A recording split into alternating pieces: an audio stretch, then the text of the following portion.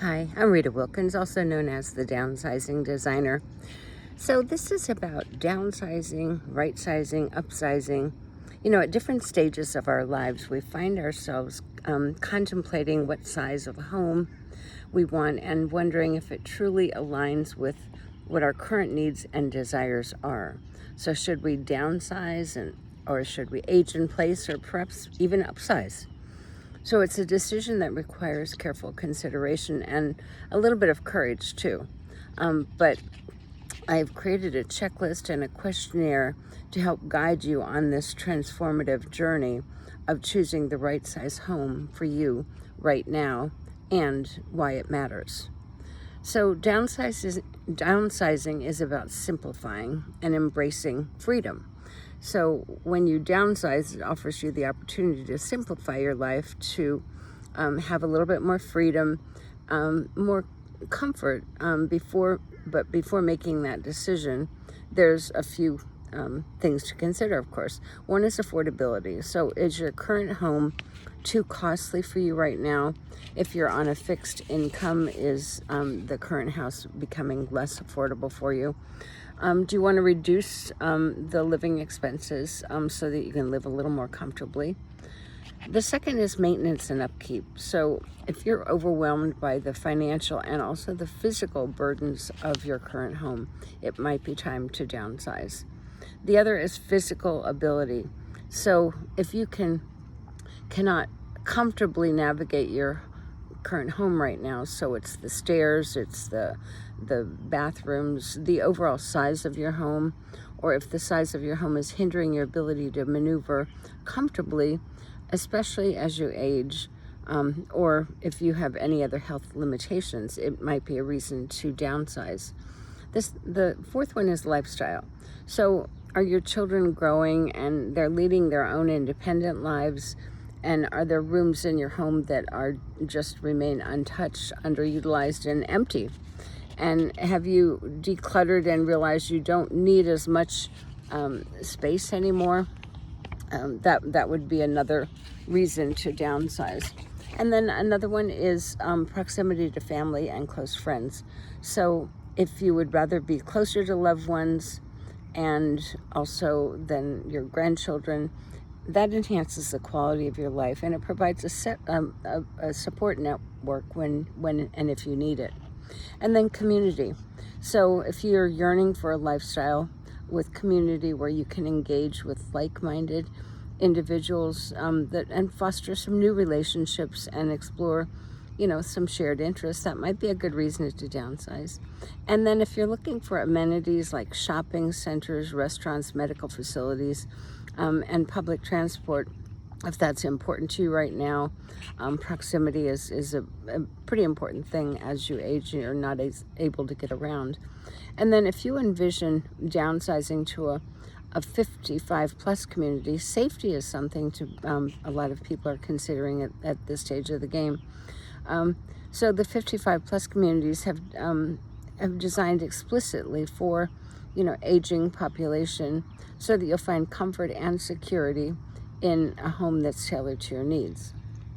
So aging in place is another thing to be looking at, and it's about cherishing that familiarity and that independence. So if you have raised your children in a home and you just say, I want to stay here as long as I possibly can, and by the way, there's 75% of the American population does want that.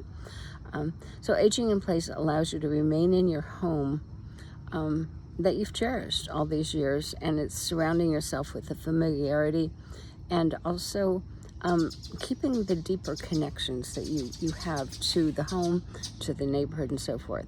So affordability is a reason to say, is this right for me to stay here or not and age in place? So is your current home manageable on your current income and your projected earnings? And have you considered the cost of living, the taxes, the insurance, any necessary renovations that you might have to have or modifications? That would require the aging in place. So for instance, your bathrooms, making sure that you have a walk-in shower, that you have grab bars everywhere, that there's proper lighting, that the thresholds between different spaces aren't high so that would become a tripping hazard. Those are a few things that you have to consider for renovation for aging in place. The other is upkeep. So if you have a support system in place, that you have regular maintenance, people that come and do your yard, maybe your house cleaning, or any seasonal challenges that you might have with taking care of your lawn and so forth, or snow removal. If you can rely on family and friends or hired professionals to assist you with these tasks, then, aging in place might work for you. The other is the physical ability. So are you able to, or I should say, are you currently facing any physical challenges that might hinder your mobility within your current home? So knee replacement, hip surgery, that kind of thing can really inhibit your ability to navigate stairs, to access bathrooms, and to move freely about your space. Then the next one is lifestyle. So do you genuinely appreciate your home, your neighbors, the amenities surrounding you? Or do you have to get in a car to go everywhere? Are your neighbors younger than you are, so that you no longer have that same circle of friends that you might have had before? Those are things to think about. And then proximity.